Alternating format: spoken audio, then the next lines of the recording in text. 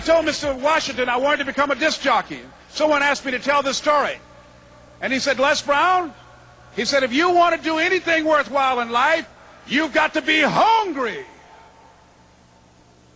And so I started working to develop myself. He said, I want you to practice every day being a disc jockey. I said, but I don't have any job now. He said, it doesn't matter. He said that it's better to be prepared for an opportunity and not have one than to have an opportunity and not be prepared. So every day I was working to develop myself. And that's what you must do.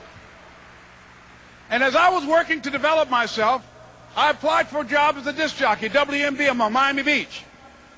I went to a guy named Milton Butterball. I said, how you doing, Mr. Butterball? I'd like to get a job as a disc jockey. He looked at me, he said, do you have any broadcast background? I said, no, sir, I don't. Do you have any journalism background? I said, no, sir, I don't. He said, we don't have any jobs available. I said, yes, sir. I went back to Mr. Washington and I told him. He said, don't take it personally. He said, most people are so negative, they will have to say no 7 times before they say yes. He said, go back again. So I went back again. I said, how you doing, Mr. Butterball? My name is Les Brown. He said, I know what your name is. What do you want? I said, I'd like to know whether or not you have any jobs at disc jockey, sir. He said, didn't I just tell you yesterday we didn't have any jobs? I said, yes, sir, but I know whether or not somebody got laid off or somebody was fired, sir. He said, no one was laid off or fired. Now get on out of here. I came back the next day. Hello, Mr. Butterball, how are you? He said, fine, what do you want now? I said, I'd like to know whether or not you got any jobs, sir. Didn't I tell you the last 2 days we didn't have any jobs? I said, yes, sir, but I don't know whether or not somebody got sick or somebody died, sir. He said, no one got sick or died. Now don't come back here and throw me out again. I came back the next day like I was seeing him for the first time. I said, hello, Mr. Butterball, how are you? He looked at me with rage. He said, go get me some coffee. I said, yes, sir.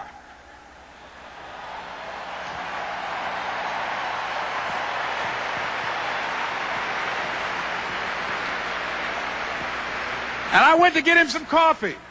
After a while, I would give their lunch and dinner, and I would go in the control rooms and take the disc jockeys their food, and I would not leave until they would ask me to leave. Then they started trusting me to pick up entertainers that came to town. Entertainers like the Four Tops and the Temptations and Donna Ross and the Supremes. I would drive them all over Miami Beach in the disc jockeys' big long Cadillacs. I didn't have any driver's license, but I was driving like I had some.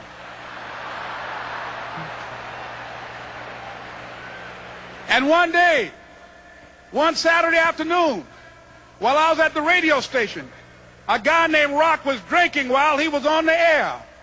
I was the only one there, looking at him through the control room windows, walking back and forth, young, ready, and hungry. I was saying, drink, Rock, drink. Drink, Rock. I'd have gone to get him some more if he'd asked me to. Pretty soon the phone rang, and it was the general manager. And I answered the phone. I said, hello? He said, Les, this is Mr. Klein. I said, I know. He said, Rock can't finish his program. I said, I know. He said, would you call one of the other DJs in? I said, yes, sir. I hung the phone up. I said, now he must think I'm crazy.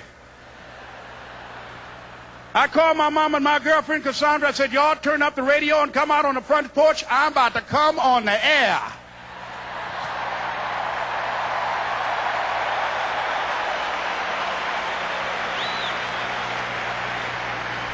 I waited for about 20 minutes, and I called him back. I said, Mr. Klein, I can't find nobody. He said, young boy, do you know how to work the controls? I said, yes, sir. He said, go in there and don't say nothing here. I said, yes, sir. I couldn't wait to get behind those controls. I put on an old Stevie Wonder record called Fingertips.